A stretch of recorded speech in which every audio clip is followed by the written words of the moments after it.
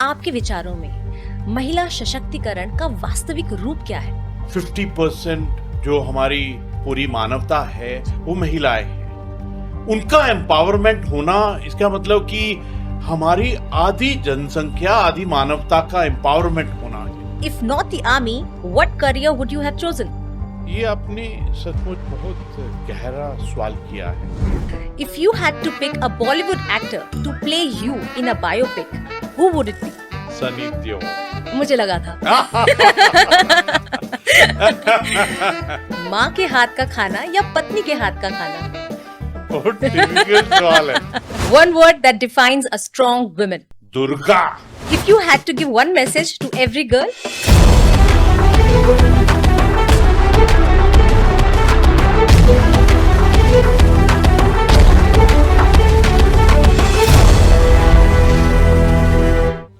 नारी केवल एक रिश्ता नहीं होती, वो माँ है, बेटी है, बहन है, साथी है, पत्नी है, लेकिन इन सब से पहले वह खुद एक व्यक्ति है, अपनी सोच, अपने सपने और अपनी पहचान के साथ। A woman is not just a relationship.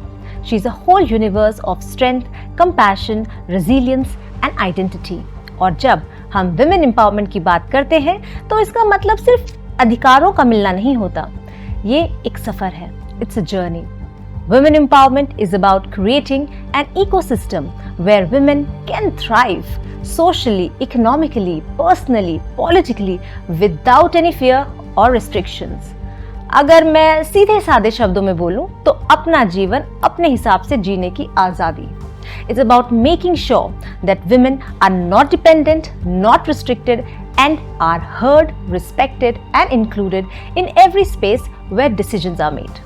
और इस कन्वर्सेशन को और गहराई देने के लिए हमारे साथ एक ऐसे व्यक्तित्व मौजूद हैं जो सिर्फ कुर्सी नहीं, जिम्मेदारी समझते हैं। उन्होंने कमांड किया है बटालियन का और आज इंस्पायर कर रहे हैं पूरे स्टेट को।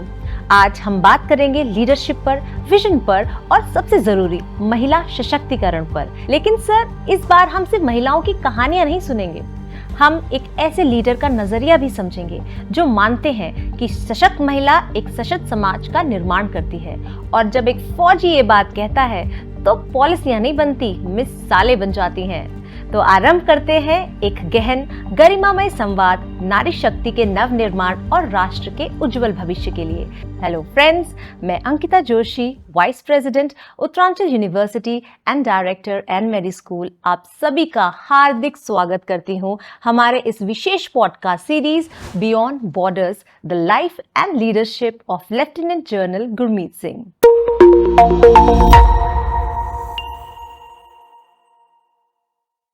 सर, आपके आशीर्वाद से हम इस पॉडकास्ट को अरदास से शुरू करना चाहेंगे। एक ओंकार सतनाम करता पूरक निर्भव निर्वैर अकाल मूरत अजूनी सैभं गुर प्रसाद जप आद सच जुगाद सच है भी सच नानक होसी भी सच। धन्यवाद। सबसे पहले मेरा आपको जय Hind. I find it exceedingly touching कि आज का जो संवाद है आपने शुरू किया है मूल मंत्र से। इसमें जो 14 शब्द हैं सचमुच बहुत गहराई से वो ब्रह्मांड को वर्णित करते हैं कि पूरा ब्रह्मांड क्या है। और आज का जो विषय है अपने आप से इतना गहरा है, इतना सुंदर विषय है।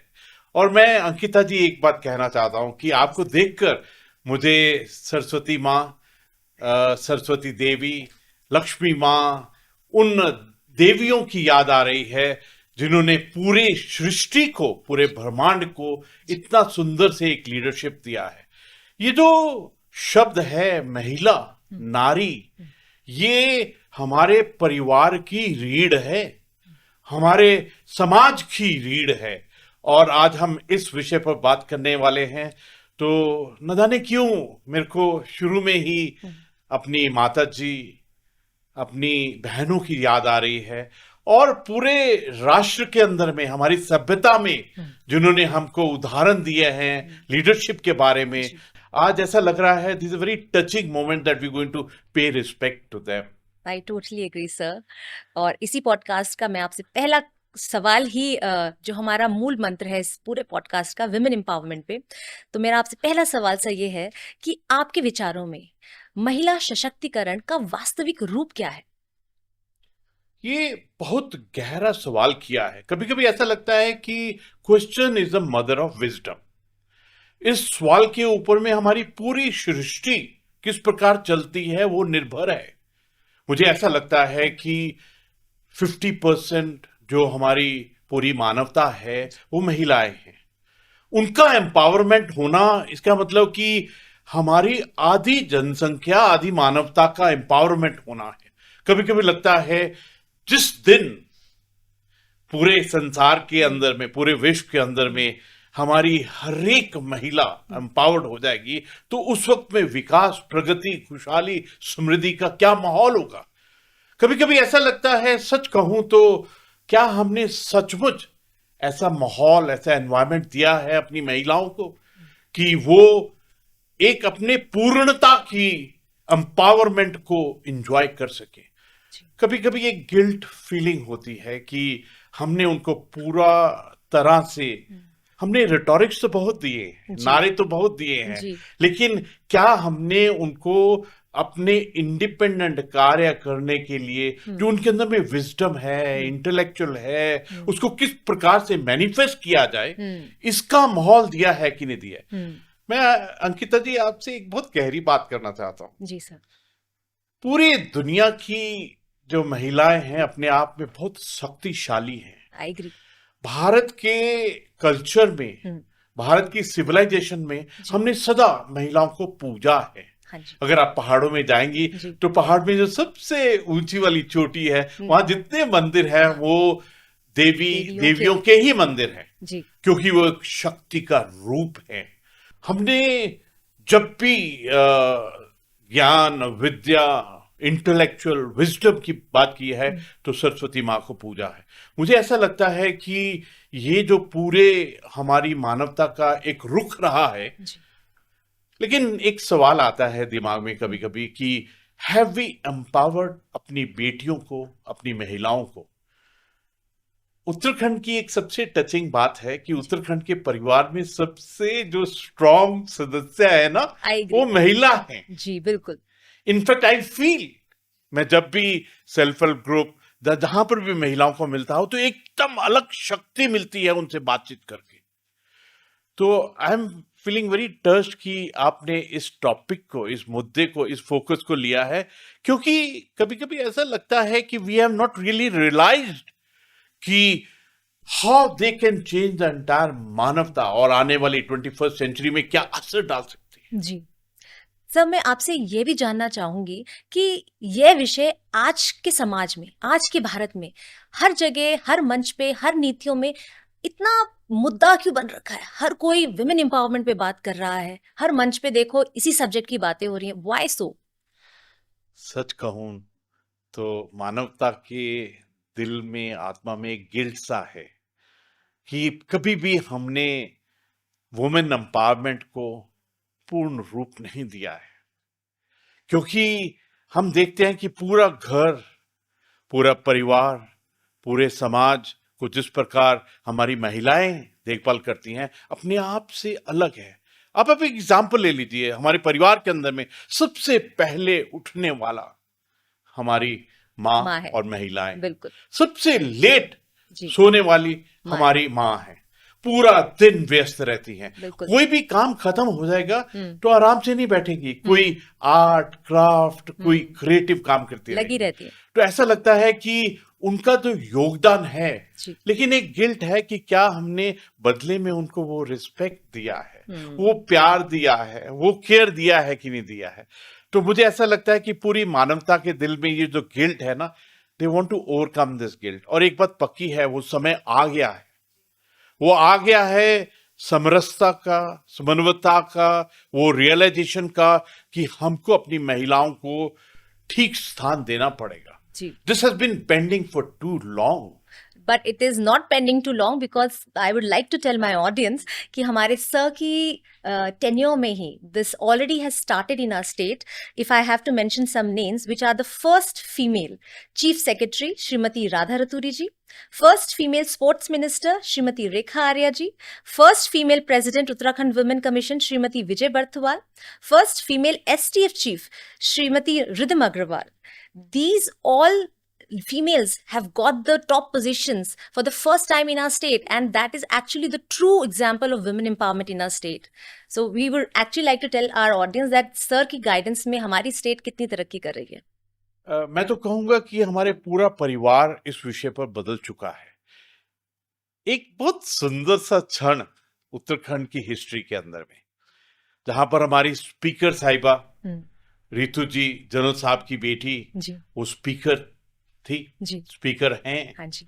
हमारी चीफ सेक्रेटरी राधा रतूरी जी, जैसे आपने कहा, उस क्षण के ऊपर में हमारी चीफ जस्टिस भी जो रितु बारी जी, वो भी थी. उसके अलावा हमारे इस क्षण के ऊपर में 3 जो डिस्ट्रिक्ट मैजिस्ट्रेट हैं वो महिला हैं. हमारा तो जो हिस्ट्री है उत्तराखंड की, जो गौरा देवी जी ने हमको हिम्मत दी, जो तेलू रतेली जी ने हमको एक संघर्ष और एक योद्धा के रूप में बताया, जो बछेंद्री पाल जी ने जिन्होंने माउंट एवरेस्ट को स्केल किया.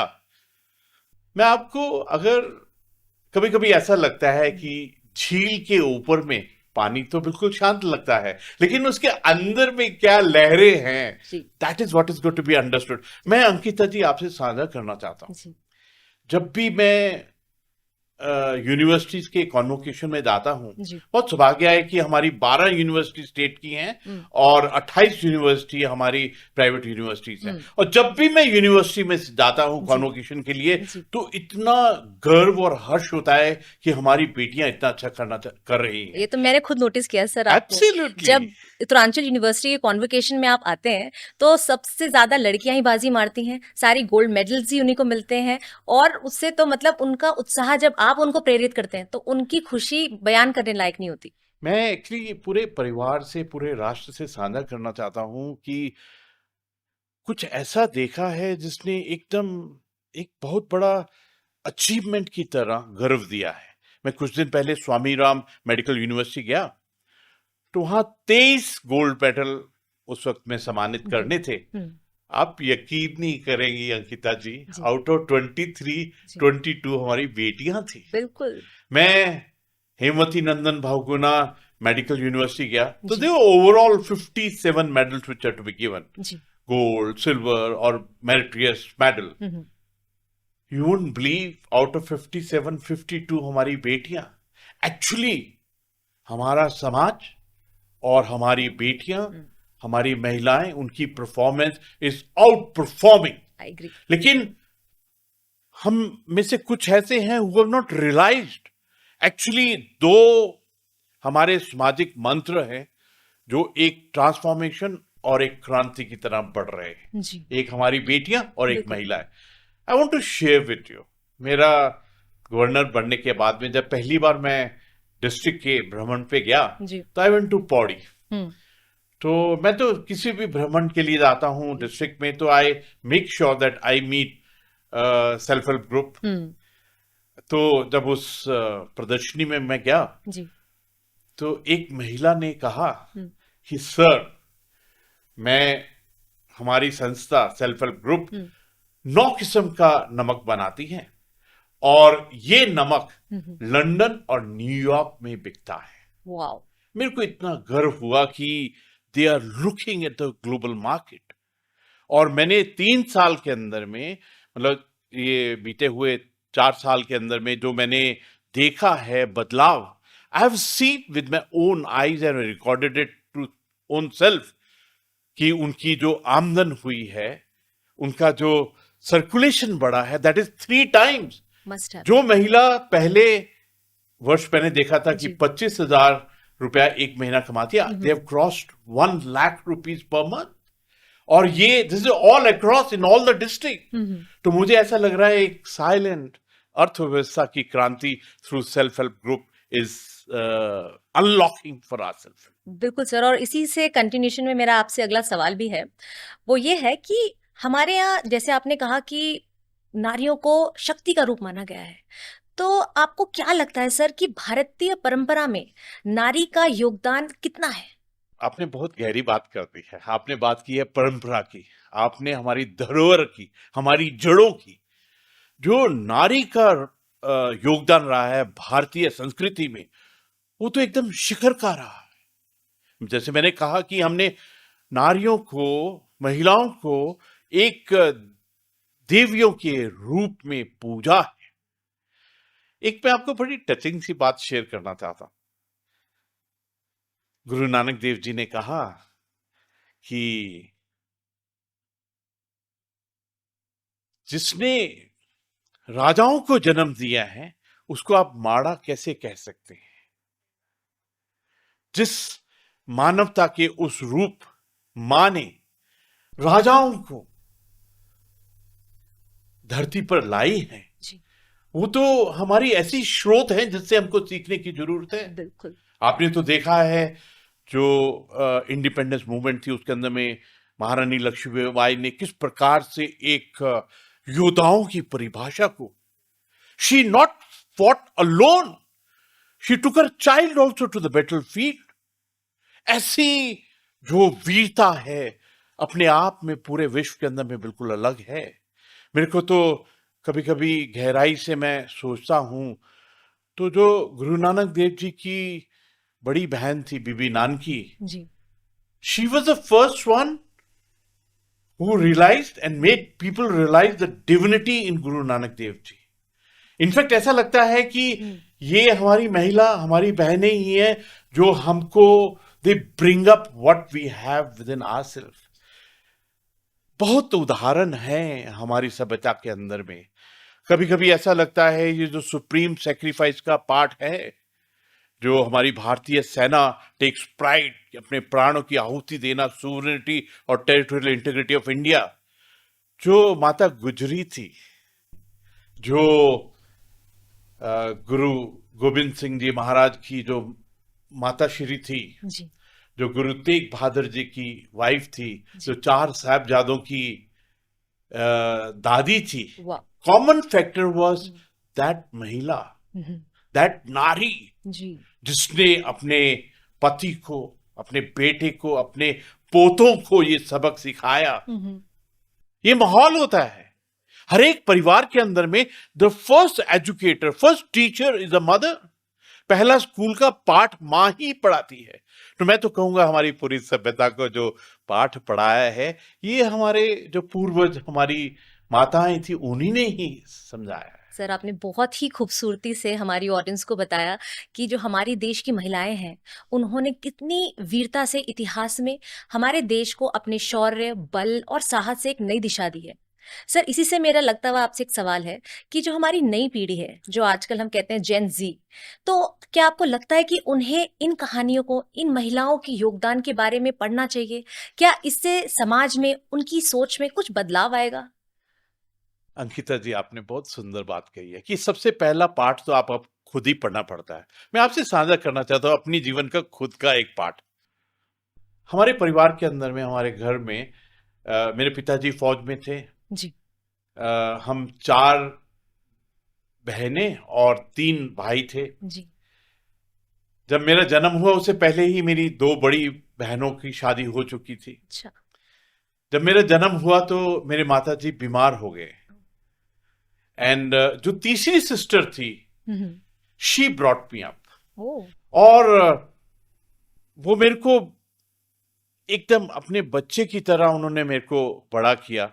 हर एक संडे को, हमारा जो गांव है वो अमृतसर गुरुद्वारे से 30 किलोमीटर दूर है, हर एक संडे को वो मेरे को नहला धुला के, फ्रॉक डालकर, सोने का टिक्का लगाकर, हार डालकर मेरे को गुरुद्वारे लेके जाती थी। हमारा गांव वो छोटा सा था जी। और काफी सैनिक भी थे जी। लेकिन एक भी उसमें ऑफिसर नहीं था। ओके। तो मेरी जो बहन है जिसने मेरे को पाला था बचपन में, तो मेरे को बोलती थी, ए मेरा भरा कैप्टन बनूंगा। तो मैं जब गुरुद्वारा साहब जाता था, मेरी प्रभु से एक ही रिक्वेस्ट थी, मेरे को कैप्टन बनाना। लेकिन इसकी मोटिवेशन मेरी सिस्टर मेरे सिस्टर को से करती मिली है। थी, और भगवान ने उनकी मेहनत, हम्म वो प्रेयर्स, वो सुनकर मेरे को एक दिन हम्म 3 स्टार जनरल बनाया। तो मेरे को तो ऐसा लगता है कि अगर हमको सीखना है, हम्म जीवन में आगे बढ़ना है, बिल्कुल। पहले अपनी माता से, हम्म अपनी माँ से सीखना चाहिए। आज मैं बहुत एक टचिंग सी बात आपसे शेयर करना चाहता हूँ। जी माननीय सर। प्रधानमंत्री जी ने एक अभियान इतना सुंदर शुरू किया, एक पेड़ माँ माँ के के नाम। नाम। मैं ना, पूरा जिंदगी हमने जी लिया है, बिल्कुल। जब भी डॉक्यूमेंटेशन होता था तो उसमें एक ही सवाल होता था, हम्म सन ऑफ, पिताजी का नाम लिखते या थे। लेकिन कहीं ना कहीं दिल में एक था कि कहाँ मैं अपनी माँ का नाम लिखूं, क्योंकि जब भी जिंदगी में डर लगा है तो माँ ही याद आई है। जब भी बहुत कठिनाई में गया हूं मैं, क्योंकि मैं तो फौजी रहा हूं, इन्फेंट्री ऑफिसर था, जब भी ऐसा लगा कि अभी अंत समय आने वाला है लड़ाई के अंदर में, तो अपनी माँ को ही याद किया। हम आपस में भी कहते हैं ना, देखो नानी याद दिला दूंगा, हाँ। है ना। तो मेरे को लगता है हाँ जी। माँ, बहन, नानी, दादी, और आज तक जो दादी की कहानियां भूलती नहीं है। नहीं भूलती। मुझे कभी कभी ऐसा लगता है कि जो दादी ने कहानी सुनाई थी, हम्म जो सुनाते थे बचपन में, जी। तो उनका जो सबक था, उनका जो लेसन लर्न था, hmm that has been the biggest learning. बिल्कुल। उन्होंने नर्चर किया हमारी सोच जी, को। उस जमाने के वो गूगल थे। एब्सोल्युटली। और जैसे मेरी नानी थी, तो जब भी पैसे की जरूरत पड़ती थी तो नानी के पास जाते, वो पता नहीं कहाँ से निकालती थी। कोई ऐसे मर्तबान है, कोई डब्बा है, कोई ये है, कोई वो कोना है, but she was the financer of the house. Absolutely. So मेरे को ऐसा लगता है कि शिक्षा का जो आधार है वो महिला ही है। That's the first school. जी। अगर आपको सीखना है तो माँ, बहन, हम्म आई थिंक वहीं से सीखने की जरूरत है। I agree sir. और जैसे सर आपने कहा कि आपकी सिस्टर आपको गुरुद्वारे लेके जाती थी, तो इसी के कंटेक्स्ट में मेरा आपसे अगला सवाल है कि मैंने जितना भी आपको करीबी से जाना है, आपसे जितनी बार मुलाकात हुई है, मैंने हमेशा जाना है कि आपका ईश्वर के प्रति एक अलग ही जुड़ाव है। और चाहे वो कोई भी धर्म हो, आप सभी धर्मों को एक साथ, एक समान भाव में देखते हैं। भगवान से आपका कनेक्शन ना केवल आपको एक स्पेशल ह्यूमन बनाता है, बट जो आपके आसपास लोग होते हैं उनमें भी एक रोशनी, एक ऊर्जा भर देता है। तो सर मैं आपसे जानना चाहती हूँ कि क्या एक आध्यात्मिक इंसान या एक अध्यात्म इंसान में बेटर होने का, एक मानवतावादी बनने का, ज्यादा संवेदनशील होने का एहसास भरता है? ये आपने सचमुच बहुत गहरा सवाल किया है। मुझे ऐसा लगता है कि हम सब प्राकृतिक की देन हैं। ऐसा लगता है ये पूरा ब्रह्मांड का खेल है। ऐसा लगता है कि हमको ब्रह्मांड से कनेक्ट होना बहुत जरूरी है। उसी ब्रह्मांड ने धर्म, आस्था, सोच, विचार और धारणा बनाई है। जी। लेकिन सबसे बड़ी जो धारणा है वो ब्रह्मांड की धारणा है। वो सनातन की वो एक सोच है जो बहुत गहराई में हिंदुत्वता की सोच है, जिसमें ब्रह्मांड की सोच को जागृत किया जाता है। जी। ये प्रैक्टिसेस हैं, various paths of learning, various paths of realization, कि आप इस धर्म क्या है, उस धर्म क्या है। लेकिन हर एक धर्म की जो आस्था है, उसकी जो सिखलाई है, दैट इज इंपॉर्टेंट। और मुझे लगता है कि सबसे बड़ा जो धर्म है ना, वो मानवता मानवता है। है, बिल्कुल सर। अगर आप मानवता को समझ गए, अगर आप अच्छे ह्यूमन बीइंग बन गए, तो मुझे लगता है कि आपका धर्म इज परफेक्ट। तो मैं इसीलिए एक बार फिर इसी पॉइंट पे आता हूं कि मानवता का सबसे बड़ा पाठ कौन सिखाता है? मां सिखाती है। मां is the biggest giver in this entire universe. मां ने कभी भी आपसे कुछ मांगा नहीं है। मां तो सिर्फ देने वाली है। और इसलिए मुझे लगता है कि मां खुद एक धर्म है। मां एक खुद आस्था है। और एक और बात है कि फौज में आमतौर में बहुत रिस्की लाइफ होती है। पता नहीं लगता है कि किस सिचुएशन के अंदर में क्या हो। और एक फौजी तो ये जो वर्ड होता है ना सोल्जर, जी। SOLDER, पहला वर्ड होता है सोल्ड। इसका मतलब you already sold your self to your nation, राष्ट्र की सुरक्षा के लिए, जी। राष्ट्र की सिक्योरिटी के लिए you sold your self, because आपकी माँ ने आपको ये सिखाया है कि पूरी मानवता की सेवा करो। आज न जाने क्यों आपके हर एक क्वेश्चन मेरे को माँ की तरफ लेके जा रहा है। और माँ का जो सबसे बड़ा रूप होता है ना, वो बेटी होती है।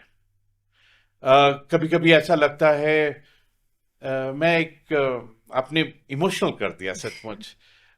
मेरा पहली जो संतान है वो बेटी है, तो मुझे ऐसा लगता है कि my daughter is the divine gift of the lord to me. जब मैं तो बहुत छोटा था, 10 साल का था, तो आई वेंट टू सैनिक स्कूल, बोर्डिंग में चला गया। फिर सैनिक स्कूल, NDA, IMA, उसके बाद पूरा इसी प्रकार फौजी एनवायरनमेंट में रहा। तो मेरे को ये जो महिला, नारी, उनकी शक्ति, उनकी विजडम, उनका इंटेलेक्ट, उनका धैर्य मेरी वाइफ ने सिखाया है। उनके थ्रू आई लर्न। और जब मेरी पहली बेटी हुई तो she by a natural process taught me this emotionality. Or I would like to share with you, शादी से पहले I didn't have that, I don't know how to express it, but वो एक अंडरस्टैंडिंग है वुमेन। माँ से सीखा है, लेकिन सबसे ज्यादा सीखा है मैंने अपनी पत्नी से और अपनी बेटी से भी।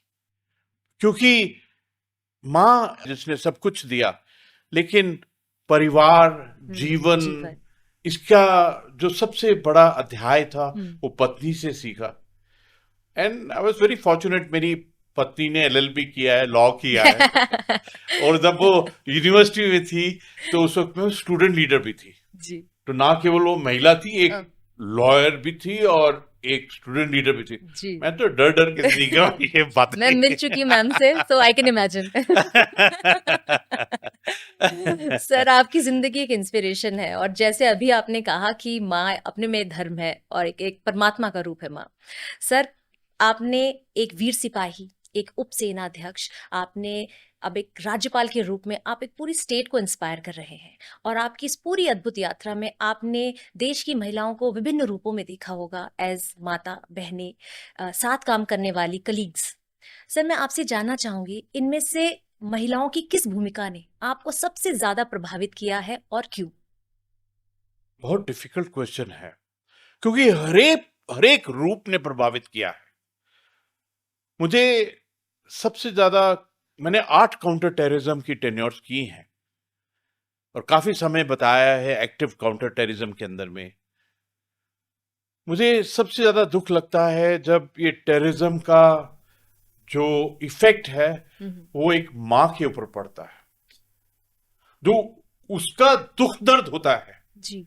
जब उसका बच्चा टेररिस्ट बनता है, जहां उसके बच्चे की सुप्रीम सेक्रीफाइस होती है, वो सबसे दुख की घड़ी होती है मेरे लिए। मैंने बहुत बार टेररिस्ट की मां को, जहां एक फौजी की मां को ऐसे इंसिडेंट के बाद देखा है, तो ऐसा लगता है कि उसका पूरा संसार खत्म हो गया है। So those has been very touching moments of life. मैं आपसे एक बड़ी टचिंग बात साझा करना चाहता हूँ जीवन की जी सर। मैं आमतौर पे उसको याद नहीं करता हूँ, क्योंकि याद करके मुझे बहुत दुख सा होता है। हुआ क्या कि हम श्रीलंका में थे जी। इंडियन पीस कीपिंग फोर्स के लिए गए थे जी। तो एक दिन हम कोस्टल एरिया के पास में ऑपरेशन कर रहे थे जी। मौसम बहुत खराब था, गर्मी थी और थोड़ा ह्यूमिड भी समय था उस वक्त में। ऑपरेशन काफी मेहनत की थी लेकिन कोई सक्सेस नहीं मिली।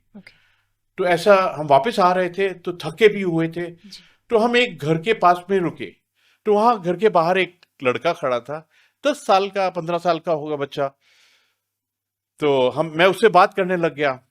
तो जैसे अच्छा लगता है बच्चों से बात करना, यू फील रिलीव्ड एंड।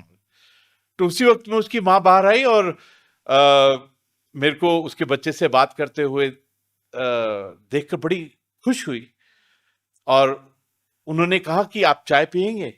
उस वक्त मैं बहुत थका हुआ था। I thought it was a divine gift कि उस वक्त पे गर्म चाय मिलेगी। तो she said come in the house. तो उनका बच्चा भी था, उन्होंने चाय बनाई। तो आई वॉज एक्सीडिंगली हैप्पी। दिल से, आत्मा से उनको आभार प्रकट किया। तो I asked what is the child doing. I said he must grow to be, उसको पढ़ाइए, उसको ये कीजिए, he must grow to be a good gentleman.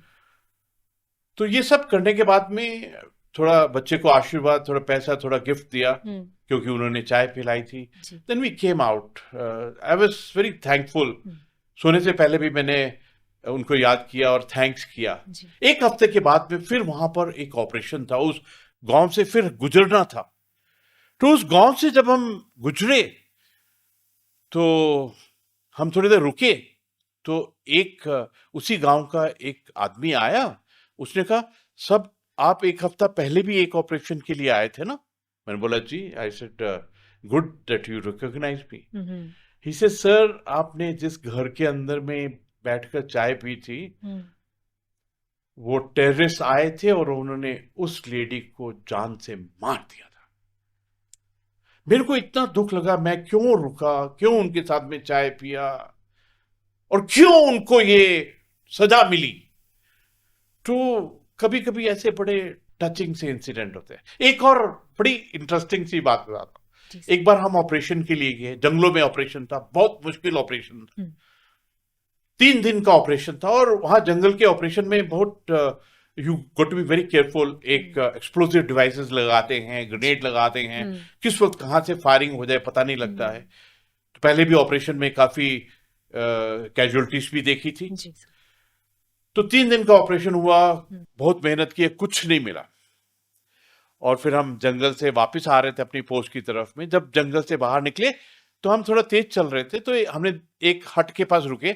वहां एक यंग महिला थी, वो अपने बच्चे के साथ में थी, उन्होंने गोद में उठाया हुआ था। तो I thought I will wait for others to join me.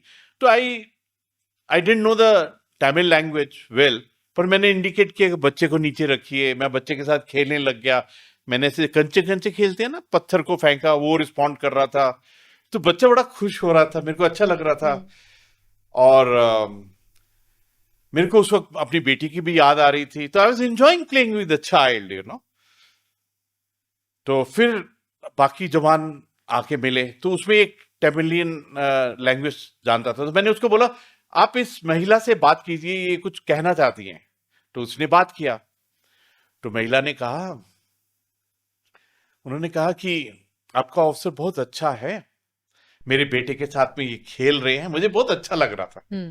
तो I said please tell her that I am also very happy I played with the child. अगला सेंटेंस वो लेडी बोलती है कि I want to help the officer. तो I thought मेरी क्या help करेंगी वहां पर। तो आई टोल्ड द इंटरप्रेटर, आपसे चेक कीजिए क्या हेल्प करना चाहती है। तो उन्होंने कहा कि कल शाम को टेररिस्ट एक जगह भाग रहे थे। हाँ जी। और उन्होंने काफी अपना सामान एक झाड़ियों में छुपाया है, मैं आपको वो दिखाना चाहती हूँ। Oh my God. तो मेरे को तो लगा जैसे एक देवी ने मेरे को वरदान दिया हो। तो I said please take us there. तो she took us there and वहां पर 10 बैग्स सामान के साथ भरे हुए, जिसके अंदर में पिस्टल, ग्रेनेड, आईडी इस प्रकार के थे। मुझे तो ऐसा लगा कि एक देवी है जिसने मेरे को ये आशीर्वाद दिया है। तो मेरे को थोड़ी घबराहट भी हुई, कहीं कोई देख ना ले कि इन्होंने दिखाया है। तो I immediately collected some gift from my side, from our thing, and give it to that lady and to the child. And I said, आप यहाँ से चले जाइए, because अगर किसी को पता लगेगा तो आपके उम्र में हार्म हो सकता है। और उसके बाद में हमने वो जगह को सर्च करना शुरू किया। और इतना सामान, एक्चुअली हुआ क्या था, जिस जगह में हम गए थे वहां से टेररिस्ट भागकर, ये सब उनका सामान था। फिर मैंने अपने हेडक्वार्टर में रिपोर्ट किया। जो मेरे ब्रिगेड कमांडर साहब से बहुत खुश हुए, सीओ साहब बहुत खुश हुए। तो रेडियो सेट के ऊपर में फिर उन्होंने पूछा कि you done an excellent job, आपने इतना सुंदर ऑपरेशन किया, इतनी रिकवरी की है, how did you do it. तो मैंने उनको बहुत मासूमियत से कहा, sir you want to know the truth? He said yes, I want to know the truth. तो मैंने कहा, सर ट्रुथ ये है कि एक लेडी थी, हम उसके बच्चे के साथ खेल रहे थे, वो बहुत खुश हुई तो उसने हमको ये हाइडआउट दिखाया। सर आपके ना इन सब जवाबों से ना हमारी ऑडियंस इतनी इंस्पायर हो रही होगी। जो मैंने शुरू में बात बोली थी कि जो आपकी सच्चाई है, जो आपकी गुडनेस है, वो आपके हर मिशन में, आपके हर प्रोजेक्ट में झलकती है। और आई थिंक हमारे ऑडियंस इससे इंस्पिरेशन लेके इसी राह पे आगे बढ़ना चाहेगी। सर आप जैसे उत्तराखंड जैसे ह्यूज पहाड़ी राज्य के सेवा दे रहे हैं, जहाँ पर महिलाएं ना केवल घर संभालती हैं पर समाज को भी संभालती हैं। वो खेतों में भी काम करती हैं, जंगलों से लकड़ियां भी लाती हैं, अपने बच्चों को भी पढ़ाती हैं और कभी कभी तो पूरे घर की जिम्मेदारी अकेले ही निभा लेती हैं, वो भी बिना कोई शोर करे। सर ऐसे में मैं आपके विचार जानना चाहूंगी कि उन ग्रामीण महिलाओं के लिए आपके क्या विचार हैं? आपका क्वेश्चन बहुत सुंदर है, क्योंकि ग्रामीण, रूरल, वो पहाड़ों, वो दूर दराज एरिया, वो दुर्गम इलाका, उनके बारे में कौन सोचेगा? ये जो आपने प्रश्न किया है, जो आपके दिल के अंदर में एक भावना प्रकट हुई है कि who will look after our rural area, और वहां की जो हमारी माताएं हैं उनके बारे में कौन देखभाल करेगा? एक तरफ तो रिवर्स माइग्रेशन की हमारा मिशन रहता है जी। एक तरफ तो ये जो अर्बनाइजेशन हुआ है, बहुत संख्या में लोग पलायन हो रहा है, प्लान हुआ है, तो जो हमारी माताएं वहां हैं उनकी देखभाल कौन करेगा जी।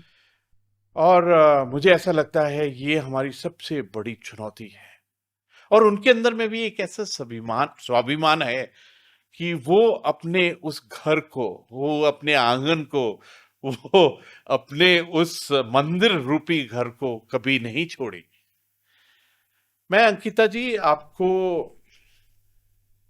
हमारा एक्चुअली परिवार बदल गया है। मैं आपको एक 4 दिन पहले की बात है, कारगिल दिवस मना रहे थे, तो वहां एनसीसी की बेटियां आई हुई थी। तो I am very fond of youth को, बेटियों को, बच्चों को पूछना कि व्हाट्स योर मिशन, आप बड़े होकर क्या बनेंगे? तो उसी प्रकार मैंने इस बेटी को कहा कि आप बड़े होकर क्या बनेगी? यू विल बी सरप्राइज इस बेटी ने क्या कहा। I was myself surprise. उसने कहा मैं बड़ी होकर सीडीएस बनूंगी। So nice. एक एनसीसी की बेटी जी सीडीएस बनना चाहती है। दूसरी एक एग्जाम्पल देना चाहता हूं। मैं टेक्निकल यूनिवर्सिटी गया, हम एक हैकाथन कर रहे थे आर्टिफिशियल इंटेलिजेंस जी। तो एक बेटी ने नया एप्लीकेशन बनाया था, तो I just wanted to ask her what is this application, explain. तो बात करते करते उसने मेरे को कहा, सर आई लव टेक्नोलॉजी जी। ये दोनों बेटियां उसी मां की संतान है जो गांव में है। ये जो बेटी टेक्निकल यूनिवर्सिटी में कहती है कि आई लव टेक्नोलॉजी, ये उसी खेत से, उसी गांव से आई है, लेकिन अभी इनकी एस्पिरेशन इतनी ऊंची है, अपेक्षाएं इतनी ऊंची है। मैं आपको एक और बहुत टचिंग बात बताऊंगा, नाम नहीं बोलूंगा जी। हमने एक वाइस चांसलर साहब की सिलेक्शन की। वाइस चांसलर साहब बहुत सुंदर किया है जीवन में उन्होंने जी। फॉरेन के अंदर में अचीवमेंट की हैं, काफी एंगेजमेंट की है, दिल्ली और कई कई जगह में जाकर उन्होंने कार्य किया, बहुत केपेबल है। और मैंने उनको पूछा कि अपने परिवार के बारे में बताओ, तो उन्होंने बताया कि मेरी माँ बागेश्वर में है। अच्छा। तो मैंने कहा कि आप अपनी माँ को अपने साथ में रखिए ना, ये तो आपके लिए बहुत अच्छा मौका है। कहते हैं हम हर बार बोलते हैं लेकिन वो माँ वहां से आना नहीं चाहती है। उसको अपने उस गांव से, उस आंगन से प्यार है। ये जो अपने प्रश्न ही वहां से किया है, तो मेरे को ऐसा लगता है कि प्रभु कुछ ऐसा ट्रांसफॉर्मेशन लाओ जी। कुछ ऐसा कभी कभी लगता है जिस गांव के अंदर में लोग चले गए हैं, प्लान किया है जी। उसको घोस्ट विलेज कहते हैं। बिल्कुल। GHOST, उस घोस्ट में से जी को निकाल के उसको होस्ट विलेज बना दिया जाए। सच कहूं तो उत्तराखंड की आत्मा गांव में बसती है, उस आत्मा का उस घर में बसती है जहां पर बुजुर्ग हमारे हैं। ये हमारे पूरे परिवार के लिए चुनौती है, और कभी कभी ऐसा लगता है कि कुछ किरणें दिखाई देती हैं। जैसे माननीय प्रधानमंत्री जी जब माना गांव गए तो उन्होंने कहा ये अंतिम गांव नहीं है, ये प्रथम गांव है जी। जो हमारे फॉरवर्ड एरियाज में गांव है जहां पर इस प्रकार की माएं हैं। बिल्कुल। लगता है कि उसको अंतिम गांव नहीं करके उसको प्रथम गांव बनाया जाए। अभी वाइब्रेंट विलेज स्कीम्स का शुरुआत की है, बहुत सुंदर सोच है। डिस्ट्रिक्ट के अंदर में वहां पर किस प्रकार से प्रगति की जाए, किस प्रकार इसी प्रोजेक्ट के लिए, इसी अभियान के लिए वहां पर इन्वेस्टमेंट, इंफ्रास्ट्रक्चर। मैं जैसे गुंजी गया था जी। गुंजी, कुंथी, आदि कैलाश, ये जो ओम पर्वत का इलाका है जी, वहां पर एक बड़ी इंटरेस्टिंग बात बताता हूं। ये विलेज है कुत्थी विलेज है, कुत्थी KUTI। एक्चुअली ये KUTI नहीं, कुंती है, लेकिन हो सकता है कि अंग्रेज लोग कुंती में N बोलना उनके लिए मुश्किल है तो वहां से ये है। तो ये माता कुंती के नाम से जो गांव है वहां पर मैं जितने भी महिलाएं पुरुष थे उनसे मिला तो मैंने सबको कहा कि अपना नाम बताइए। बिल्कुल दुर्गम इलाका है, पहाड़ी इलाका है। तो there were about 40-45 old ladies in that meeting which was there. उन्होंने अपना नाम बताया तो सबका नाम तो पहली बात इतना सुंदर था, जितने भी हमारे माइथोलॉजिकल हमारी सभ्यता के नाम है वो बताए, और सबके अंदर में एक आशा थी कि किस प्रकार से हम उसी इलाके के अंदर में अपनी अर्थव्यवस्था को तैयार करें। I was very happy to see उस इलाके के अंदर में जिस प्रकार से सेल्फ हेल्प ग्रुप काम कर रहे हैं, जिस प्रकार से होम स्टे बनाए हैं आजकल ये बहुत ट्रेंड चल रहा है आजकल, और जिस प्रकार से उन्होंने सॉफ्ट लोन लेकर गाड़ियां खरीदी हैं ताकि टूरिस्ट को होस्ट कर सके। यू नो, ये जो कुंती विलेज है, दे फॉट, उन्होंने लड़ाई की, उन्होंने प्रोटेस्ट किया BRO के साथ में, DM साहिबा के साथ में, कि ये जो सड़क आप बना रहे हैं ये हमारे गांव के 300 मीटर नीचे से क्यों जा रही है, ये हमारे गांव के बीच में से निकालिए ताकि हम यहाँ रिजॉर्ट बनाएं, चाय की दुकान बनाएं, और इस प्रकार से हम होम स्टे बनाएं।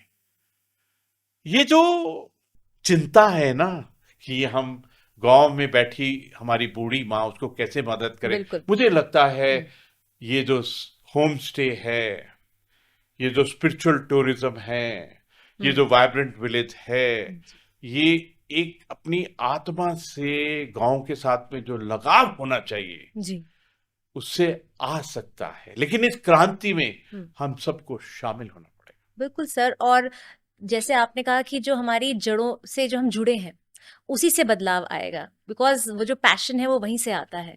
सर जैसे आपने एजुकेशन की बात, मैं आपसे एक सवाल करना था। जी सर बिल्कुल। कि जब भी मैं यूनिवर्सिटी में आता हूँ, जी सर, यू हैव आपकी मैनेजमेंट, आपकी लीडरशिप, आपका जो विजन है, I am deeply impressed. Thank you sir. आपने जिस प्रकार एक स्कूल को बनाया है, सेंट एन्स है नाम उसका, एन मैरी स्कूल, हाँ जी, जैसे आपने बनाया है, जैसे बदलाव वहां किया है, जी सर, जिस प्रकार से आपने हेल्थ सिस्टम को एक बहुत सुंदर तरीके से उभारा है, जी सर, मेरे को तो आप में एक very successful leader, I want to know what is your mission in life. Sir हमारे यहाँ, हमारे घर में हमें यही शिक्षा दी गई है कि you should not live just for your own self, you should live for others, not for self alone. अपने लिए जिए तो मैंने क्या जिए। ये आपकी मम्मा में ये चीज देखी है, she is always worried about other people. जी, मैं उनके लिए क्या कर दूं, उनकी सेवा कैसे कर दूं, गिवर। जो आपकी यूनिवर्सिटी में कार्य करते इनकी मदद कैसे करता। I have seen this in a, वो कहते हैं ना कि जो देता है वो देवता है, तो कितना सुंदर कहा है, जो देता है वो देवता है। वाहे गुरु। ऐसे हिंदी में भी जब हम लिखते हैं देता, बीच में वाह डालना है बस, देवता। ये this line is very very very core to our belief, and that is the teaching of my father also.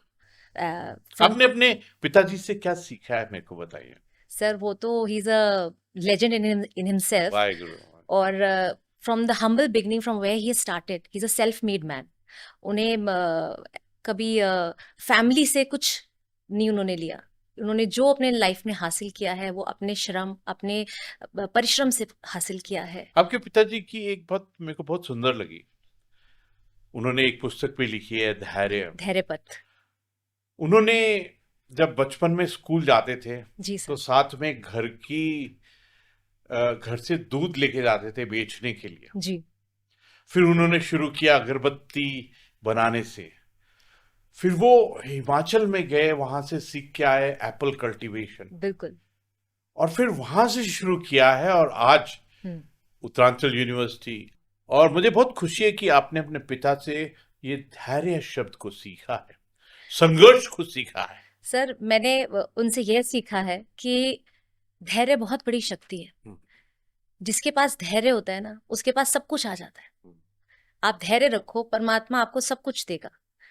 You should have the faith in God, in your श्रम, कि आप क्या मेहनत कर रहे हो। कर्म योगी बनो, फल की इच्छा मत करो, काम करते जाओ। काम करने से कभी कोई घिसता नहीं, आप और पॉलिश होगे, आप और रिफाइन होगे। यू नो अंकिता, जो आप बोल रही है ना, जी, for any elder it's a matter of a great pleasure जब हम हमारी बेटियां इतना गहरा बोलती हैं। then one thing is definite कि हमारे भारत को विश्व गुरु बनने से,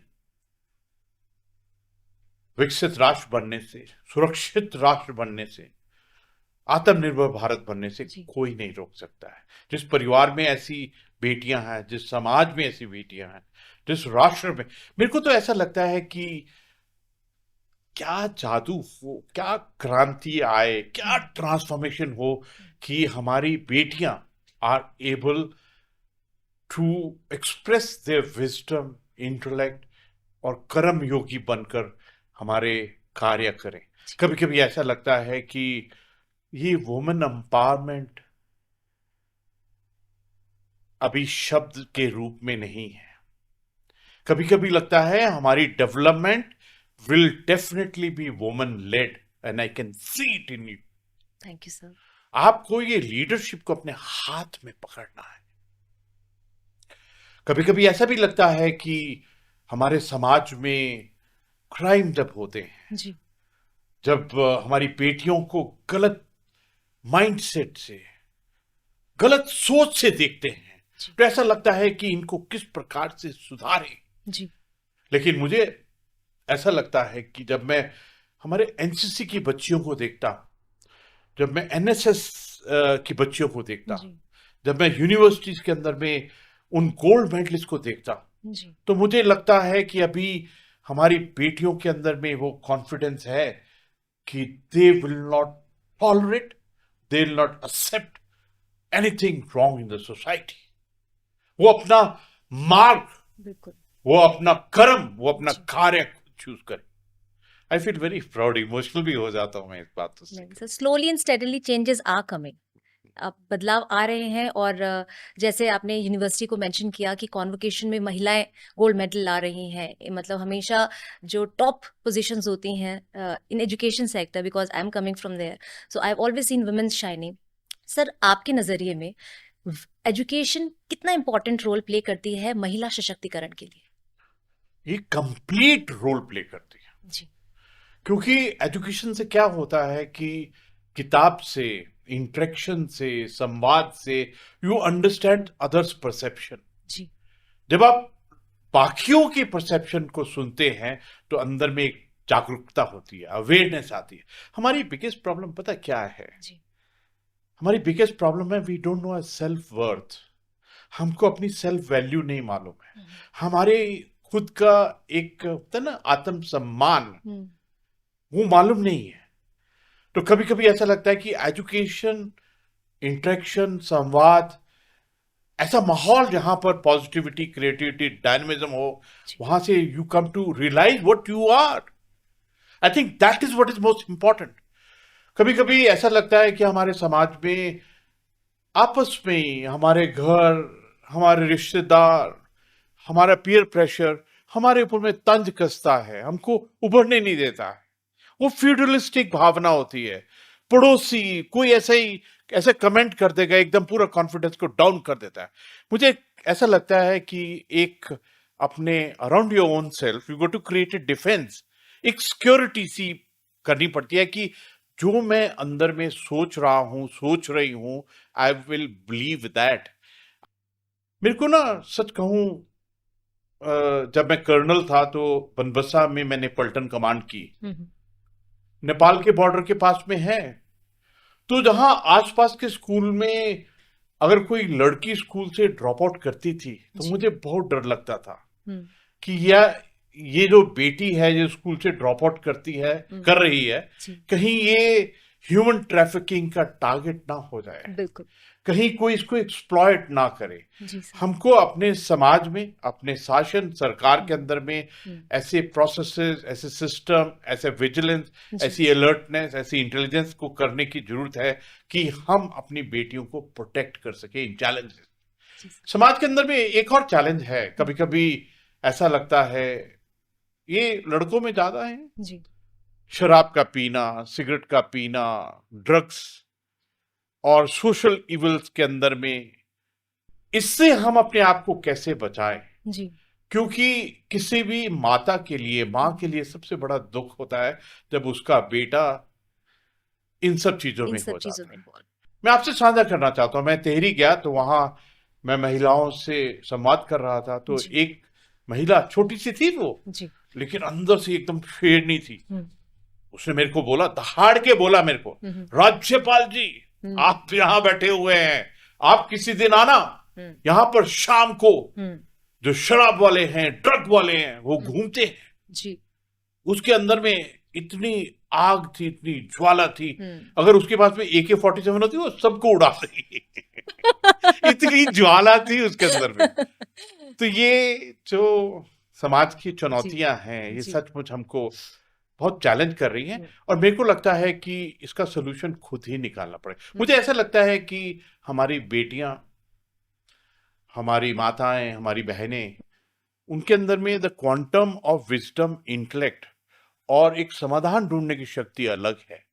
I think they will find a solution. Only thing is that they got to get focused with it. Definitely, sir. And आपके I'm a personal big fan. आपकी एक जो वर्ड प्ले आप करते हैं अपने आंसरों में, उसकी मैं बड़ी फैन हूँ। और ऑडियंस को जो आपने अभी अपने आंसर में ये बड़ी खूबसूरती से बताया कि आपका अराउंड इकोसिस्टम ऐसा रखें जिससे आपको ऊर्जा मिलती रहे, आपके अंदर एक पॉजिटिविटी रहे।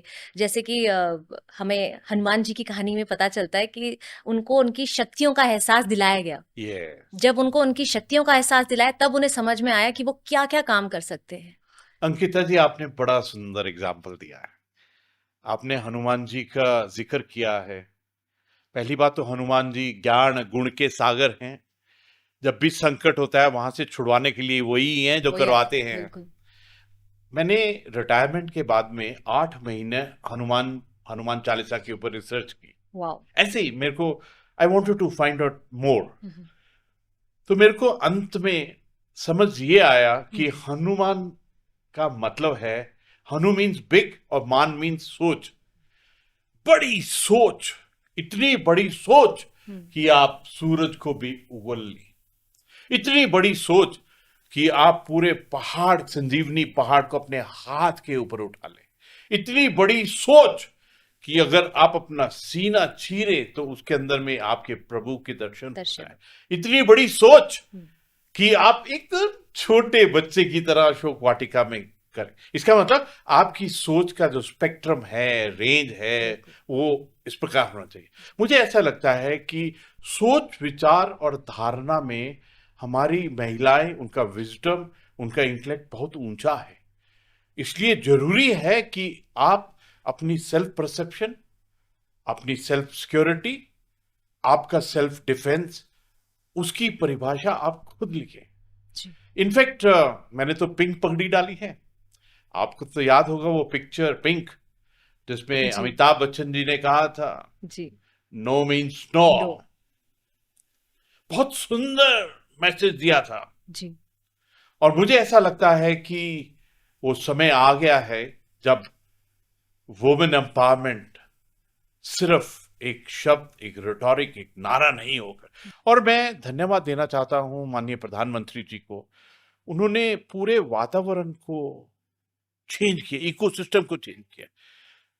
देखिए, जिस प्रकार से ये सेल्फ हेल्प ग्रुप शुरू हुआ है, हर महिला को एक लखपति बनने का एक सोच विचार मन में आया है। जिस प्रकार से जन धन योजना, ये हर एक का अकाउंट खुला है, हर एक को उस अकाउंट के अंदर में किस प्रकार वृद्धि हो, उसकी एक सोच आई है। जिस प्रकार उज्ज्वला योजना आई है, पहले घर में खाना बनाते हुए किस प्रकार से उनकी हेल्थ के साथ खिलवाड़ होता, उनकी आंखों के साथ में, ब्रीदिंग सिस्टम के साथ में, उसमें बदलाव आया है। और सबसे बड़ा टचिंग जो बात है ना, वो है स्वच्छता की। ये जो टॉयलेट्स बनाए हैं, इससे एक्चुअली अगर आप कैलकुलेट करो तो पूरा एनवायरनमेंट बदला है। It's a revolution. मैं पहले स्कूल ड्रॉप आउट्स जी सोचकर भी इतना खराब लगता है कि किस स्थिति में हम थे। बिल्कुल। और ये जो सोच थी, हम अपनी महिलाओं को किस प्रकार से सचमुच एम्पावर करें। जो पार्लियामेंट के अंदर में डिसाइड किया रिजर्वेशन, वुमेन रिजर्वेशन 33%, 30% का जो किया, सोच तो हुई। बिल्कुल। जो पंचायत के अंदर में 50% जो रिजर्वेशन का है, मुझे ऐसा लगता है भविष्य में 3 चीजें हैं। मैं सदा ही 3 चीजों के बारे में बात करता हूं, क्योंकि मुझे शिव जी में बहुत विश्वास है। 3 चीजें मैं आपको बता रहा हूं। पहला वुमेन, दूसरा यूथ, और तीसरा टेक्नोलॉजी। ये पूरी स्थिति को बदलाव करने वाले हैं, ट्रांसफॉर्मेशन करने वाले हैं। And this will be the reason for 2047, जहां पर हम विकसित राष्ट्र, सुरक्षित राष्ट्र, आत्मनिर्भर भारत और विश्व गुरु की तरफ जाएंगे। और इसके अंदर में जो वुमेन का, ये जो वर्ड वुमेन है ना इंग्लिश में, मेरे को अच्छा नहीं लगता है। मुझे मालूम है सर, आप पर दर्शकों को जरूर बताइए, फीमेल और वुमेन, ये दो शब्द आपको क्यों नहीं पसंद, हमारे दर्शक बिल्कुल जानना चाहेंगे। क्योंकि ये जो वर्ड फीमेल है, उसमें मेल के ऊपर आधार किया हुआ है फीमेल वर्ड। बिल्कुल। और ये जो वुमेन है, ये मेन के ऊपर में किया है। और नारी, नर और नारायण और नारी, वो शक्ति है उन शब्दों में। कभी कभी ऐसा लगता है कि हम वर्ड एम्पावरमेंट है, उसमें भी MEN मेन है, वुमेन कहाँ है। कभी कभी तो मेरे को ऐसा लगता है, ये जो मैनेजमेंट बोलते हैं, पहले मैन लिखते हैं, फिर AG लिखते हैं, फिर MENT लिखते हैं, मैन और main. How can you do management without women? मेरी तो प्रभु से यही रिक्वेस्ट है कि अंग्रेजों से ना बिल्कुल इस वर्ड को चेंज करवा दो। I am giving this challenge to you also. कि कोई आप सोचिए इंग्लिश का वर्ड, जैसे हम लेडीज कहते हैं, लेकिन वो भी इतना पावरफुल नहीं है जितना होना चाहिए। कोई ऐसा वर्ड चुनिए जो हम दर्शकों से भी पूछ सकते हैं, के बराबर। हम ऐसा करते हैं, दर्शकों से भी पूछते हैं कि कमेंट सेक्शन में कुछ हमें ऑप्शंस दें। सर, जैसे आपने अभी मोदी सरकार की भी बातें करी हैं, तो केंद्र सरकार, राज्य सरकार, ये लोग महिला सशक्तिकरण पे अनेकों पॉलिसीज, नीतियां बना रहे हैं, बेटी बचाओ बेटी पढ़ाओ से लेकर मुद्रा योजना तक। ऐसी कौन सी नीतियां हैं सर जिनसे आप व्यक्तिगत रूप से बहुत ज्यादा प्रभावित हुए हैं, और क्यों? What I am impressed, what I've seen on the ground, not only impressed, जिसका मैंने impact effect result on ground देखा है, वो है डायरेक्ट बैंक ट्रांसफर। उस चीज से हमने मिडिल मैन को एकदम आउट कर दिया है। दूसरा, जन धन मुद्रा योजना, पहले उनका अकाउंट नहीं था, ये अकाउंट दिया है। तीसरा, हमने उनको लोन दिया है। और मुझे ऐसा लगता है ये जो अभी हमने सेल्फ हेल्प ग्रुप बनाया है, ये 3 चीजें हैं जिसने पूरे समाज को एकदम बदल दिया है। यू विल फाइंड इसका जो असर होगा, जिस प्रकार से हमारी महिला और नारियों के अंदर में जो एक परिवर्तन आएगा। कभी कभी मैं सोचता हूं कि बद्रीनाथ जी के अंदर में जी लक्ष्मी जी का वास है, बिल्कुल हर एक देवियों का यहाँ वास है, बिल्कुल पार्वती जी का वास है। बिल्कुल तो we have to be the leader, Uttarakhand has got to be the leader in unleashing the power of the women in the entire world. तो ये अंकिता जी, जी आपकी सब बहनें, जी आपकी सब माताएं, उनकी जिम्मेवारी है कि सर, किस हम प्रकार हम पूरी एक कोशिश क्रांति करेंगे, लेके आए। हम पूरी कोशिश करेंगे आपके विचारों को एक्शन मोड में लाने की। I'll be very deeply touched on जी this. सर, मेरा आपसे अगला सवाल ये है कि जितनी भी सरकारी योजनाएं हैं, और आपने हमेशा कहा भी है कि ये जब तक जमीनी स्तर पर जनमानस से नहीं जुड़ेंगी तब तक इनका लाभ नहीं मिल पाएगा। तो इस योजनाओं को जन मानस तक पहुंचाने के लिए आपको क्या लगता है कि सरकार को क्या प्रयास करने चाहिए? आपने बहुत टचिंग बात की है। योजनाएं तो बहुत अच्छी बन जाती हैं, लेकिन वो अंत्योदय तक नहीं जाती हैं। वो जो समाज की आत्मा है, जो रूरल एरिया, जो पहाड़ हैं, जो सबसे गरीब है, जो सबसे वृद्ध है, सबसे कमजोर है, उसके पास नहीं जाती हैं। मुझे लगता है कि इसके लिए एक क्रांति ही करनी पड़ेगी, और क्रांति का वो समय आ गया है। लेकिन वो क्रांति करने के लिए टेक्निकली सबसे सुंदर बात है डिजिटाइजेशन, जी यूजिंग दिस आर्टिफिशियल इंटेलिजेंस। बिल्कुल। बिकॉज ये जो टेक्नोलॉजी है, ये जो आर्टिफिशियल इंटेलिजेंस, डिजिटाइजेशन है, जी इसके अंदर में सेल्फ अकाउंटेबिलिटी बहुत सुंदर है। जी इसके अंदर में जो मिडिल मैन है वो एकदम गायब हो जाता है, और किसी भी योजना को जमीन पर उतारने के लिए middle man was the biggest culprit. मुझे ऐसा लगता है जितना हम डिजिटाइजेशन में जाएंगे, जी जितना ही ये आर्टिफिशियल इंटेलिजेंस में जाएंगे, जितना ही गति शक्ति के अंदर में जाएंगे, बिल्कुल जितना ही हम अपने रूरल एरिया के ऊपर में करेंगे, वर्क करेंगे। I think that is the way to go about it. Practically तो वही है। और वी गोट टू बी बहुत सख्ती के साथ में जो करप्ट, जो इनएफिशिएंट मिडलमैन है, जहां कार्य करने वाले हैं, उनके साथ में हमको सख्ती बहुत जरूरी है। एक महिला होने के नाते मेरा आपसे एक व्यक्तिगत प्रश्न है जो कि हर महिला के दिल से जुड़ा है, and that is women safety.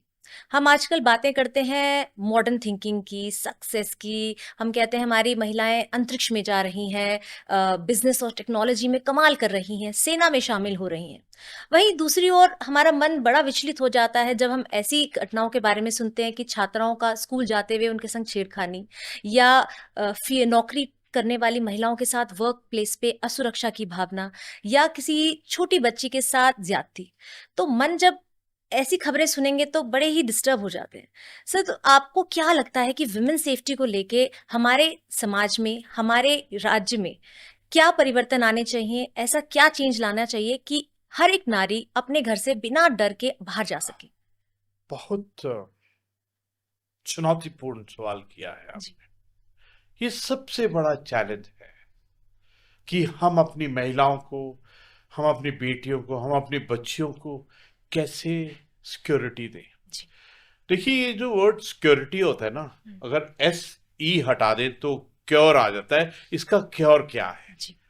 पहला क्योर तो है not accepting this stupidity at all. हमको total ruthlessness with the culprit and with the criminals करने की जरूरत है। ऐसा स्पेसिमेन, ऐसा उदाहरण बनाने की जरूरत है। हम कभी कभी जब टेररिज्म की बात करते हैं तो हम कहते हैं दिस इज नॉट एक्सेप्टेबल, हम कहते हैं जीरो टॉलरेंस। मैं आपको, जैसे मैंने 12 साल कश्मीर के अंदर में काउंटर टेररिज्म के अंदर में हिस्सा लिया है, तो एज ए सैनिक एक बात बिल्कुल क्लियर थी, वो टेररिस्ट पाकिस्तान से आया है तो मरेगा, जीरो टॉलरेंस है, ही विल बी एलिमिनेटेड। उसी प्रकार जो हमारी बच्चियों के साथ, जो हमारी बेटियों के साथ, जो हमारी महिलाओं के साथ में इस प्रकार की घिनौनी हरकत करते हैं, उनके साथ तो we got to be ruthless. एक बार क्रिमिनल आइडेंटिफाई होता है तो उसके बाद में कोई पॉलिटिक्स, कोई रहम, कोई soft peddling, there is no scope. मुझे लगता है कि बहुत सख्ती की जरूरत है। मैं आपसे एक, पता नहीं साझा करूं कि नहीं करूं। एक बार क्या हुआ, मैं यूनाइटेड नेशन में ईरान में था, तो हम पेट्रोलिंग करके वापस आ रहे थे, तो रास्ते में काफी लोग इकट्ठे हुए पड़े थे और हमने चेक किया क्या बात है, तो उन्होंने कहा कि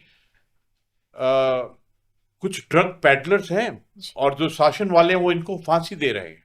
खुले आम उन्होंने एक बड़ा क्रूड टाइप फांसी के लिए एक गाड़ी, एक क्रेन और 3 जो ड्रग पैडलर थे उनको बड़े ही रॉ तरीके से उन्होंने फांसी दे रहे थे। कोई बहुत लोग वहां खड़े थे, हमको भी बोला कि आप भी देखिए।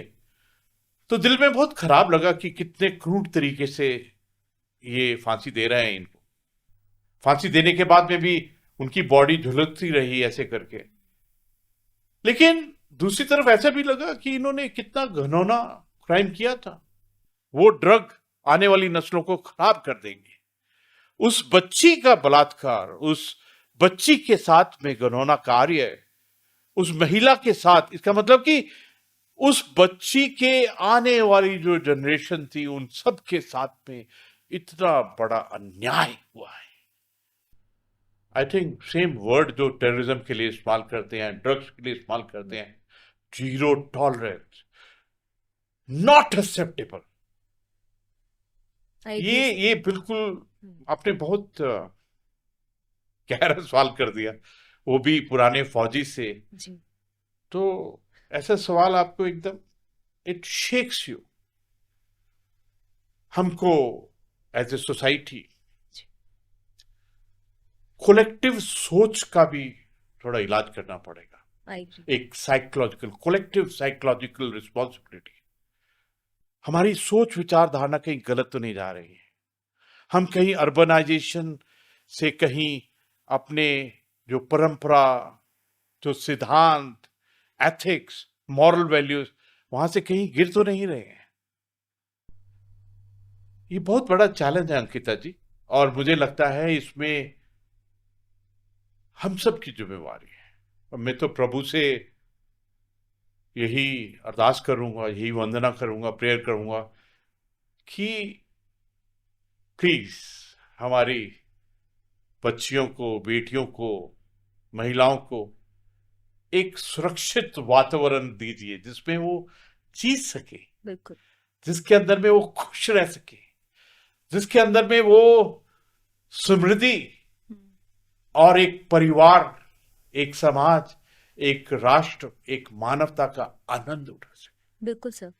सर इसी वुमेन सेफ्टी से ही लगता हुआ एक और मेरा बड़ा ही इम्पोर्टेंट प्रश्न है आपसे। आप पुरुषों को क्या कहना चाहेंगे, स्पेशली एक ऐसे समाज में जहां अभी भी एक पारंपरिक सोच रहती है, जहां वुमेन सक्सेस को एक बाधा के रूप में देखा जाता है? आपने बड़ा डिफिकल्ट क्वेश्चन कर दिया। पुरुषों को क्या कहना चाहेंगे जी? आपने मेरे को पावर भी दे दी है कि मैं पुरुषों को क्या बोलूं। बिल्कुल।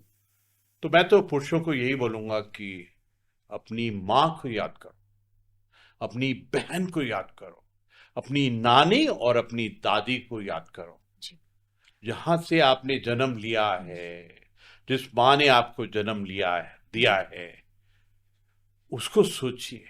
हम तो अपने धरती को माता कहते हैं, हम तो अपने राष्ट्र को माता कहते हैं जी। और मुझे ऐसा लगता है कि ये जो नेगेटिव साइकोलॉजी, क्रिमिनल साइकोलॉजी, इनको करेक्ट करना भी हमारे समाज की ही जिम्मेवारी है। I think this is responsibility of each and every one of us जी सर। आपने तो सवाल सिर्फ पुरुषों पे किया है, मैं कहूंगा कि ये हमारे पूरे समाज की जिम्मेवारी है। ये मानवता की जिम्मेवारी है जी। आपने ना जाने क्यों ये क्वेश्चन सिर्फ पुरुषों पे डायरेक्ट किया है, तो आपने क्वेश्चन पुरुषों पे किया है, तो ये हर एक पुरुष को सोचने की जरूरत है कि हमारे ऊपर में क्यों ये उंगली, ये प्रश्न आया। ये हमको अपनी आत्मा से पूछने की जरूरत है। जी सर। सर एक सवाल मेरा, आपने अपनी अभी पूरी अपनी लाइफ जर्नी एक जिस्ट में हमें बताई है कि आपने विभिन्न चुनौतियों का सामना किया है और अब एक राज्यपाल के रूप में आप पूरे स्टेट का मार्गदर्शन कर रहे हैं। ऐसे समय में आप उन बेटियों को, उन बहनों को क्या संदेश देना चाहेंगे जो आज चुनौतियों से जूझ रही हैं, जो आज भी अपनी इन परेशानियों के साथ अपनी पढ़ाई को नहीं छोड़ रही हैं और लगातार मेहनत कर रही हैं अपने सपनों को पूरा करने के लिए? अंकिता जी, आज के इस संवाद का, एक पॉडकास्ट का सबसे प्यारा क्वेश्चन आपने अब पूछा है। मैं अपनी बेटियों को, महिलाओं को, नारियों को क्या संदेश देना चाहता हूँ, आत्मा के लेवल के ऊपर मैं क्या संदेश देना चाहता हूँ? मैं अपनी बेटियों को ये संदेश देना चाहता हूं कि आप सपने देखिए, और आपके सपने खुली आंखों से देखिए। अपने सपने डर डर के मत देखिए। आपके सपने अनरिस्ट्रिक्टेड, अनलिमिटेड होने चाहिए, और उन सपनों को पूरा करने के लिए अपने आप को उस त्रिशूल से मिलाइए जो शिव जी का त्रिशूल है, will power, self discipline and self control. और आप में वो तीनों चीजें प्रभु ने भरपूर दी हैं। और मुझे ऐसा लगता है कि आप अपने सपनों को एक संकल्प के रूप के अंदर में अपने अंदर आत्मसात कीजिए। और मुझे पक्का मालूम है कि जब कोई महिला, जब कोई नारी डिसाइड कर लेती है, एक वचन ले लेती है, तो फिर प्रभु भी बीच में कभी नहीं आता। आपको सिद्धि अवश्य ही प्राप्त होगी। मुझे तो ऐसा लगता है कि जो हमारी बेटियां हैं, दे can change the course of generations and मानवता, ऐसा लगता है, इतना विश्वास है मुझे। Thank you sir. सर अभी हमने बहुत ही गंभीर और गहन मुद्दों पे बातें करी हैं और कहते हैं कि थोड़ा हंसी मजाक जीवन में ऊर्जा और नई तरंग भर देता है। तो इसी कंटेक्स्ट में आपके लिए मेरे पास कुछ रैपिड फायर क्वेश्चंस हैं। सो आपको वन वर्ड में आंसर देने हैं। Are you ready sir? Yes. Okay. Uniform वाली लाइफ या राजभवन वाली life, which one is more challenging? Uniform. Okay. Books या बैटलफील्ड, ज्यादा टफ क्या है? बैटलफील्ड। क्या आप बिलीव करते हैं कि women are naturally better leaders in crisis, yes और no? Capital yes. Superb. Okay, if a movie was made on your life तो टाइटल क्या होता? टाइटल होगा ब्रह्मांड की यात्रा। Superb sir. If you had to pick a Bollywood actor to play you in a biopic, who would it be? Sunny Deol. मुझे लगा था। Most fun moment as a governor जो आप कभी नहीं भूल पाएंगे? बहुत क्षण है जी। किस क्षण की बात करूं मैं तो हर एक क्षण ही मेरे को इतना सुंदर लगता है। मैं डिफिकल्ट है मेरे लिए ये कहना कि सबसे सुंदर क्षण कौन सा है। सबसे सुंदर क्षण है जब मेरी वाइफ बताती है कि आज हमारी गाय ने एक बच्चे को जन्म दिया है। So sweet sir. ऐसा लगता है हमारे परिवार में एक नया सदस्य आया है। That's very sweet sir. The most fearless woman you have ever met? My wife. I love this answer. One superpower you wish you had?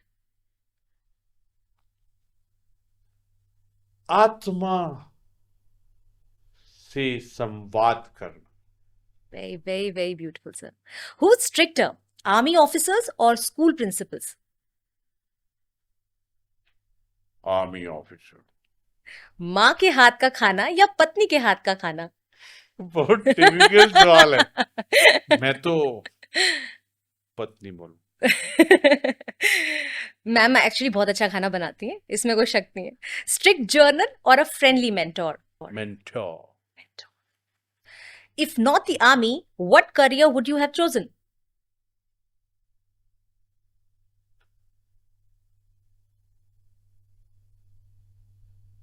If not army, then also army. Jai Hind, Jai Army. Ah, nation first. Nation first. One word that defines a strong woman.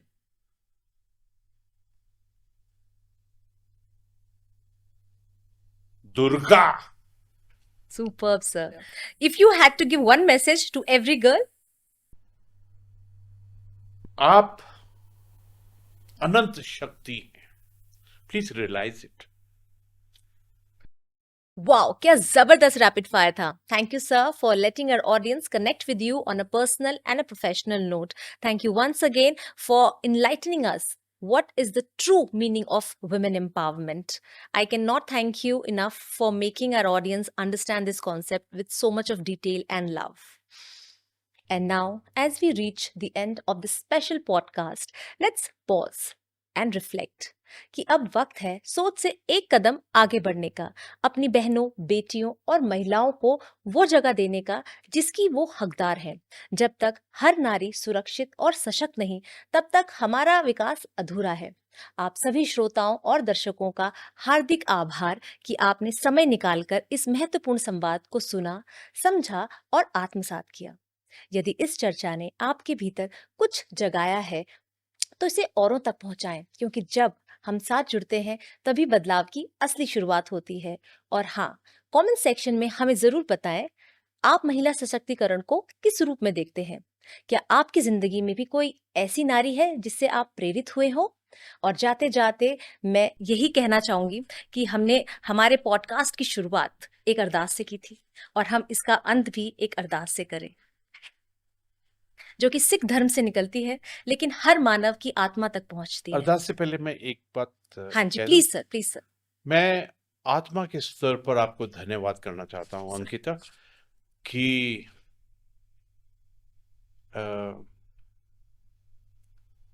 आपने जो सवाल पूछे हैं ना, जी. आपने पूरी मानवता, पूरी नारी, महिला, बेटियों, बच्चियों की तरफ से जो सवाल किए हैं, आई कैन सी कि आपकी आत्मा ने ऑलरेडी एक मिशन बनाया है कि किस प्रकार पूरे वातावरण को एक ट्रांसफॉर्मेशन, एक मॉडर्नाइजेशन, एक क्रांतिकारी रूप में लेकर जाए, जहाँ पर जीवन के अंदर में एक खुशी, समृद्धि, एक विशालता हो. आपके क्वेश्चंस के अंदर में आपने अपनी खुद की पर्सनालिटी का एक ऐसा मिरर दिखाया है, एंड आई एम डेफिनेट, मुझे पूर्ण विश्वास है that you're going to be a very successful leader in Thank you, sir. Thank you. time to come. I can foresee that you'll be exceptional leader, and एक दिन आपके account में $1 trillion होना पक्का है. सर आपका आशीर्वाद चाहिए, आपका आशीर्वाद रहिए तो एनीथिंग इज पॉसिबल. जैसे आपने कहा कि बड़ा सोचो and sky is the limit. अगर माता पिता का आशीर्वाद, बड़े जनों का आशीर्वाद रहेगा तो लाइफ में कुछ भी असंभव नहीं. तो इसी के साथ हम हमारी अरदास करते हैं. जो जी आए सो राजी जाए, नानक नाम चढ़दी कला, तेरे भाणे सरबत दा भला. जय हिंद, वाहिगुरु, जय उत्तराखंड.